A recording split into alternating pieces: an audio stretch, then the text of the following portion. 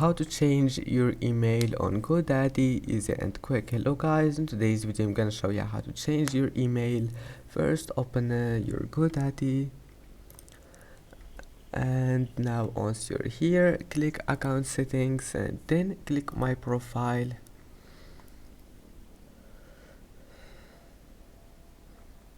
And now go to this one here, email, click on it, and then if you want to change it, just type here an email you want and then click send verification code, and then all you need to do just verify your email.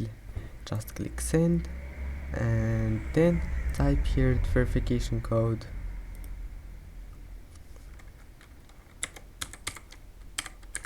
And that's it, then continue.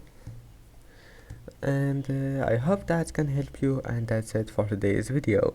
Don't forget to like and don't forget to subscribe, and thank you for watching this video until the end, and see you in the next video.